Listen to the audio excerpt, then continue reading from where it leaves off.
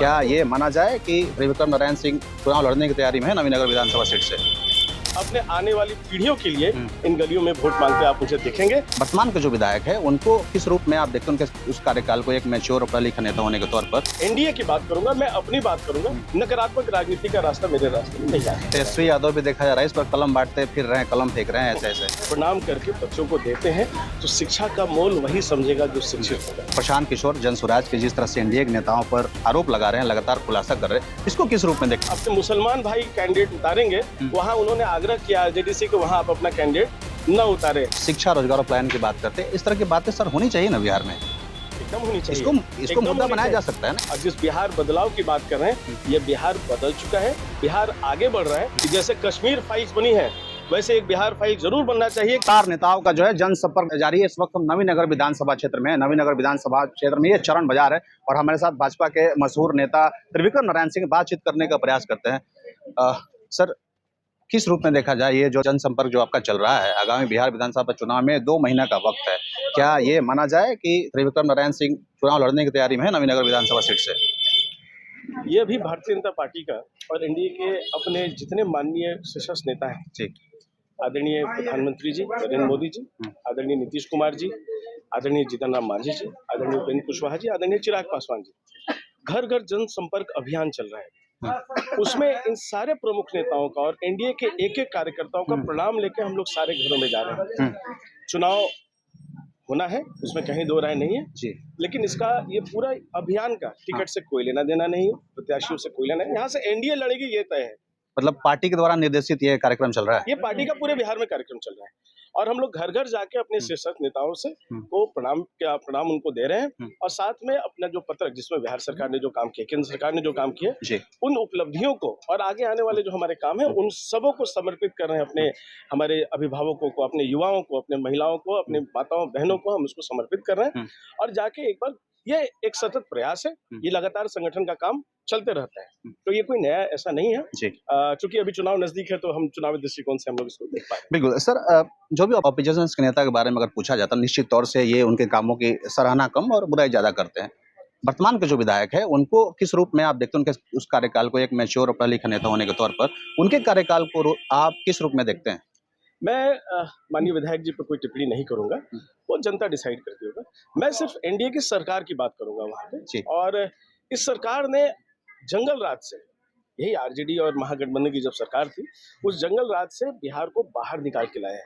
यहाँ आज हम चरण बाजार में खड़े हैं, जंगल राज की यादें इस क्षेत्र के रूह कपाने वाली हैं। सबों ने देखा है इसको और अपना मगध का जो क्षेत्र रहा है वो हम सबों ने देखा है कि जंगल राज में इसकी क्या हालत है। वहां से निकल के आज हम यहाँ आए हैं जहां अपने महिलाओं, माताओं, बहनों की चिंता हो रही है जीविका के माध्यम से, चाहे अपने युवाओं की चिंता हो रही है, रोजगार का बात हो रहा है, यहाँ किसानों की चिंता हो रही है, यहाँ अपने अभिभावकों की बात हो रही है। तो उस तरीके से हम लोग यहाँ पे विकास को, बिहार को विकास के रास्ते पे लेके जा रहे हैं। ये डबल इंजन की जो सरकार है, केंद्र में नरेंद्र मोदी जी जहां इसको लीड कर रहे हैं अपने एनडीए को, यहाँ वहीं बिहार में आदरणीय नीतीश कुमार जी इसको लीड कर रहे हैं। तो बिहार एक विकास की पटरी पे है, सुरक्षा की पटरी पे है और विकसित बिहार, विकासशील बिहार से विकसित बिहार बनने के एक रास्ते पे है। तो मैं एनडीए की बात करूंगा, मैं अपनी बात करूंगा। नकारात्मक राजनीति का रास्ता मेरे रास्ते में नहीं आता। एनडीए की ही बात करते हैं सर, क्या इस बार के चुनाव में एनडीए की तरफ से ये तय है कि नीतीश कुमार ही मुख्यमंत्री पद का चेहरा रहेंगे? बिल्कुल, इसमें डाउट ही नहीं है। आदरणीय नीतीश कुमार जी हमारे एनडीए की तरफ से सर्वमान्य नेता हैं और वही मुख्यमंत्री बनने जा भी रहे हैं। इसमें नेता बनने का कोई विषय नहीं है कि हम मानते क्या हैं। बिहार में सीएम की कोई वैकेंसी नहीं है, सीएम पद पे आदरणीय नीतीश कुमार जी हैं और सारे एनडीए के हमारे जितने शीर्ष नेता हैं सबके मंचों से, सबने सारे मंचों से ये कहा है, इसमें कहीं कंफ्यूजन रखने की जरूरत नहीं है। इस बार फिर से एनडीए सरकार जो एक प्रचंड बहुमत से बनेगी। और एक बात आपको और बता दूं, बार बार बात होती है मगध शाहबाद की, बगद शाहबाद की। मैं मगध का प्रभारी भी हूँ, मैं उसके नाते मैं आपको बता रहा हूँ कि औरंगाबाद जिला और मगध क्षेत्र इस बार जो प्रचंड बहुमत से एनडीए की सरकार आने जा रही है, उसका एपी सेंटर मगध और औरंगाबाद होने जा रहा है। लेकिन एक वरिष्ठ नेता होने के तौर पर आपसे एक सवाल रहेगा, क्या थोड़ा सा इशारा तो उसमें मिला होगा ना नवीनगर विधानसभा सीट को लेकर के? अभी इसके ऊपर कोई चर्चा नहीं हुई है, अभी इसके ऊपर कोई इशारा नहीं है। यहाँ इन गलियों में एनडीए जिसको डिसाइड करेगा, जिसका निर्णय होगा एनडीए की तरफ से कि यहाँ से चुनाव कौन लड़ेगा, आप मुझे वापस इन गलियों में घूमते हुए देखेंगे। पार्टी जिसका एनडीए जिसका निर्णय लेगा इन गलियों में, उनके लिए, भारतीय जनता पार्टी के लिए, अपने बिहार के लिए, अपने आने वाली पीढ़ियों के लिए इन गलियों में वोट मांगते आप मुझे देखेंगे। और पहले भी आपने देखा है, आगे भी देखेंगे कि अपने साथियों के साथ में, अपने एनडीए के साथियों के साथ में हम वहाँ पे अपने विकसित बिहार के लिए, अपने बच्चों के लिए, अपने माताओं और बहनों की सुरक्षा के लिए, अपने बिहार के विकास के लिए यहाँ हम वोट मांगते हैं। आपको तेजस्वी यादव भी देखा जा रहा है, इस पर कलम बांटते फिर रहे हैं, कलम फेंक रहे हैं, ऐसे ऐसे। बांटने और फेंकने में बहुत अंतर होता है। शिक्षा का मोल समझना बहुत जरूरी होता है जी। तो शिक्षा का मोल, शिक्षा, माँ सरस्वती की पूजा हम करते हैं। अभी गणेश जी की गणेश चतुर्थी खत्म हुआ, फिर हमारी माताओं का, हमारी देवियों की पूजा शुरू हुई। उसी देवी में से एक माँ सरस्वती है। सरस्वती को फेंकते नहीं, सरस्वती को प्रणाम करके बच्चों को देते हैं। तो शिक्षा का मोल वही समझेगा जो शिक्षित होगा। अंतिम सवाल से अंत करेंगे सर। प्रशांत किशोर जनसुराज के जिस तरह से एनडीए के नेताओं पर आरोप लगा रहे हैं, लगातार खुलासा कर रहे हैं, इसको किस रूप में देखते हैं? क्या ये चुनाव से पहले डराने धमकाने की राजनीति हो रही है क्या? ये अपना काम कर रहे हैं जो उनके लिए आए हैं, वो बी टीम एंड जो आरजेडी है उसके जो काम कर रहे हैं। तो पहले तो सर वो बोला जाता है कि बीजेपी के बी टीम में है। अभी मैंने आज अखबार में कहीं पढ़ा है, मतलब मैंने सोशल मीडिया के माध्यम से देखा, सच बात है गलत बात है उसकी मैं पुष्टि नहीं करता हूँ। मैंने आज कहीं पढ़ा है, मुझे लगता है कि किसी एक प्रमुख अखबार में आया था कि जहां हम अपने मुसलमान भाई कैंडिडेट उतारेंगे, वहां उन्होंने आग्रह किया आरजेडी से कि वहां आप अपना कैंडिडेट न उतारे, अपने उस समाज से कैंडिडेट, उस धर्म के कैंडिडेट न उतारे। ये मैंने कहीं पढ़ा है। मुझे लग रहा है कि फेसबुक पे ही पढ़ा है, किसी अखबार का कटिंग था। मैं उसकी पुष्टि नहीं करता हूं क्योंकि मैंने अपने से उस अखबार को पढ़ा नहीं है। आप लेकिन जो आरोप लगा रहे हैं, क्या है कि मैं सिर्फ एक सवाल पूछना चाहता हूँ। इतने सालों से आज चुनाव में इतना पैसा लग रहा है, इतना सब कुछ हो रहा है, सारी चीज अपनी जगह पे है, मैं उनका सम्मान करता हूँ, कहीं से कोई दिक्कत नहीं है उसमें।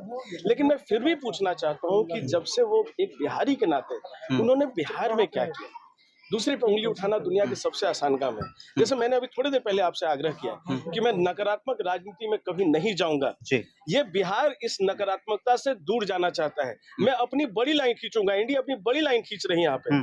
मैं क्या करूंगा उसकी चिंता करना है, दूसरा क्या कर रहा है। आप आएंगे, हालांकि उसकी संभावना है ही नहीं बिल्कुल भी, लेकिन हमारे पास रास्ता, जब हम अपने युवाओं की बात करते करते ये हम कहाँ चले गए? रोज एक दूसरे पर हर गांव में जाके हम बोल रहे हैं कि आपको बुद्धि नहीं है, आपको समझ में नहीं आता है। अरे भाई, बुद्धि नहीं है तो हम नेता कैसे मान रहे हैं हमको? मेरी ये जनता, बिहार की ये जनता सबसे शिक्षित जनता है, सबसे जागरूक जनता है, और इसको बिहार देश की राजनीति का एक्सपेरिमेंटल ग्राउंड कहा जाता है। जब बुद्धि नहीं है तो आपको कोई कहां से चुनेगा? इसलिए मैं उनका सम्मान करता हूं। मुझे लगता है कि इस बिहार को इस नकारात्मक राजनीति की तरफ वापस नहीं ले जाना है। और जिस बिहार बदलाव की बात कर रहे हैं, ये बिहार बदल चुका है, बिहार आगे बढ़ रहा है। और उन्होंने भी ये कालखंड देखा है, अलग अलग नेताओं का उन्होंने इलेक्शन मैनेजमेंट किया है, और मुझे लगता है कि मैनेजमेंट करके उन्होंने मैनिफेस्टो जरूर बनाया होगा। तो एक बार अपने जो इतने सालों के चुनावी प्रचार में उन्होंने जो मैनिफेस्टो बनाया, कितनों को इम्प्लीमेंट करा लिए, कितनों को नहीं करा पाए, एक बार उसका भी रिपोर्ट जरूर देना चाहिए। एक आखिरी सवाल, और जिस तरह से ये शिक्षा, रोजगार और प्लान की बात करते हैं, इस तरह की बातें सर होनी चाहिए ना बिहार में? एकदम होनी चाहिए। इसको मुद्दा बनाया जा सकता है ना? इससे पहले तो मैं मुद्दा बना रहा हूँ इसको, आपको छोड़िए, बाकी वो दूसरा क्या करेगा नहीं करेगा, मैं मुद्दा बना रहा हूँ। अब मुझे लगता है कि आप पत्रकार साथी बंधु हैं यहाँ पे, मुझे लगता है कि जैसे कश्मीर फाइल्स बनी है, वैसे एक बिहार फाइल जरूर बनना चाहिए कि जंगल राज में क्या पलायन हुआ है यहाँ से, और क्या संख्या में यहाँ से पलायन हुआ है, और धीरे धीरे विकास आगे, बिहार आगे बढ़ रहा है। रोजगार के आज इतना इंफ्रास्ट्रक्चर पर निवेश हो रहा है, आज सड़कें बन रही है, स्कूल बन रहे हैं, हमारे यहाँ पे बड़ी बड़ी केंद्र सरकार की परियोजनाएं बन रही हैं, और अभी इंडस्ट्रीज में एक बड़ा उछाल हमारे तरफ आ रहा है। ये रोजगार के लिए ही बढ़ रहा है। उसके साथ में अपनी महिला उद्यमी के लिए भी यहाँ पे जीविका बहनों के माध्यम से और कोऑपरेटिव के माध्यम से यहाँ उनको बढ़ावा दिया जा रहा है। हमारे बच्चों, हमारे युवाओं के लिए भी उद्यमी योजना के साथ में प्रोत्साहन मिल रहा है। यहाँ पे आपके गया में एक बड़ा सा एससीजीडी बन रहा है, वहाँ पे हम सबों ने देखा है ये, और ये सब रोजगार बढ़ाने का ही माध्यम है। और बिहार बहुत खराब दौर से बाहर आया है। बिहार को पहले आग से नहीं, बिहार को पहले कान से देखा जाता था। बिहारी शब्द हमारे सबके लिए एक चिंता का विषय पूरे देश में बना था। वहां से बिहार आज विकसित बिहार की बात कर रहा है, इंडस्ट्रीज की बात कर रहा है, रोड की बात कर रहा है। बिहार बदल रहा है। लेकिन हाँ, इस हमको निंदा करनी है तो हम किसी की निंदा कर सकते हैं। प्रशांत किशोर जी भी उस समय बिहार की ही थे, बिहार के बाहर के नहीं थे। उन्होंने बिहार क्यों छोड़ा?